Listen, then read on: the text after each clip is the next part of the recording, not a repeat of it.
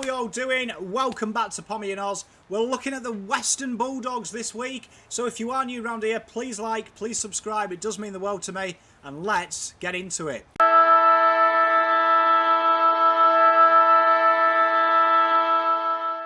So 2020 for the Doggies, they finished 8th with 10 wins. And this superstar side was many people's dark horses for the flag. But they had a real disastrous start to the campaign, which they did fix, but inconsistency made them limp to the finals. It was a tale of the form, really, as they backed up good performances quite often with an abject one, which saw them really have to struggle to make finals.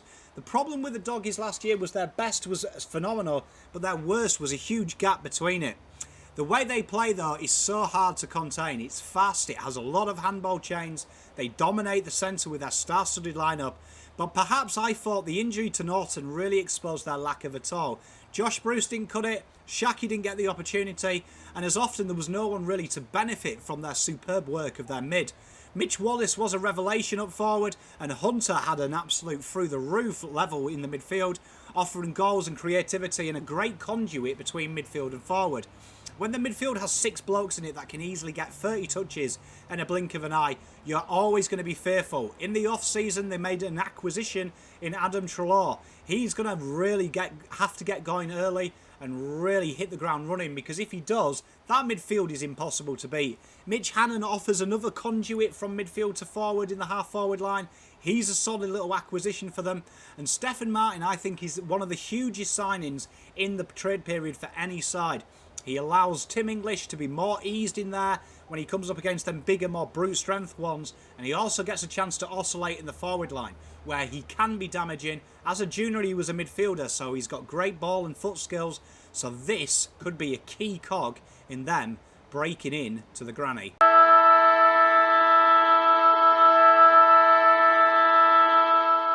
2021 for me, consistency is king. Dunkley was a good highlight in the Pracky games. He looks like he's back to his 2019 best, and with the rise just of natural talent on their list, on paper this side is almost impossible to beat. They're a top side without even questioning it. Hugo Hagan as well could be the answer to their prayers. The Pick 1 Academy selection is another level of good, and he could form a combination with Norton that will make defenders quake in their boots for the next decade. He suits the style of play. He's very mobile, he's very athletic, he's an absolute superstar. It won't be this year that you'll see that probably combination takes flight, but you'll see the seeds, you'll see the grass shoots this year, and that could be already a superb acquisition.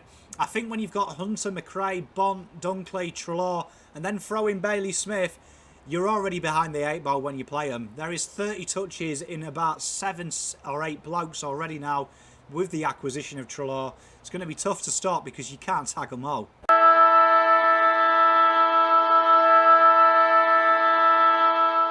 So ones to watch then. We're going to look at Josh Dunkley first of all, and I'm a big fan of this guy. He was heavily protracted to go to Essendon, but he ended up staying, and it could be an absolute signing really for them, because if he redevelops that form and he looks a lot more free in the practice games, he is lightning. 21.3 touches, 4.1 marks, 5.8 tackles, 0.5 goals. He's a real superstar in every sense of the word. He can break games open. He's a heavy tackler. He can go forward and kick goals. He's a real danger player. He's a line breaker as well. He attacks the ball. He's very direct. He gets you going to that next level. For me, he's a Doggies player, not an Essendon player. It suits his game style. And I expect with all that help round him, it's going to give him a bit more time as well, a bit more freedom. And I suspect he goes off this year. And I'm looking forward to seeing Josh get out there and show us what he's got. Bailey Smith, probably one of my favourite players who's not Carlton. I froth this kid. Absolutely love him. His hair, everything about him. 19.2 touches, 2.1 marks, 3.4 tackles and 0.4 goals. And he is a superstar. Absolute. That draft, when we look back at it, Rosie, Smith, Kings, Walsh, Jesus, Rankine. What a draft, man. What a draft. And this kid is cut from that cloth. He's intense, he's tough, he's got a real grit and determination, a will to win, classy skills, he's direct, he attacks the ball, attacks the man, he knows where the goalposts are, and he brings other players in and around him as well. He's a real team player. Absolute acquisition galore, this guy. Supreme footballer. And when you pair him with the blokes he's got, wow, he's going to absolutely tear it up this year. And I think he could be the guy that everyone talks about. You talk about all Australians, new ones, I reckon Bailey Smith's one of them. Finally, we'll look at Aaron Norton. We talked about him, and I think he's so integral to how the Doggies play. 10.2 disposals, 1.7 tackles, 4.7 marks, and 0.9 goals a game. And he just leads, he commands his area so well. He's a real big, true target, tall forward target that attacks the ball hard in the air and really makes it difficult for his opposite man. He also has good vision. Quite often brings it down to ground to his talented smalls. We know we've got Wallace there. Bailey Smith sometimes oscillates around there. He's very smart. He's crafty. He's big-bodied as well. He really competes aerially well. And he kind of draws defenders to him as well. So he creates space around the back of him. He's a supreme footballer. And someone, if he can stay fit, will go off. I think he's going to break out this year. I wouldn't be surprised as well to see Shaki feature at some point this year and really go up a level too.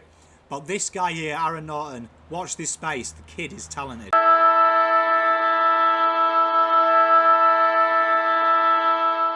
So what's the success for the Doggies? Flags. Without a doubt. This side is brilliant in every way. And I hate to say it, but I love watching this side play footy. It's quick, it's aggressive, it's great to watch. And above all, it's full of talent.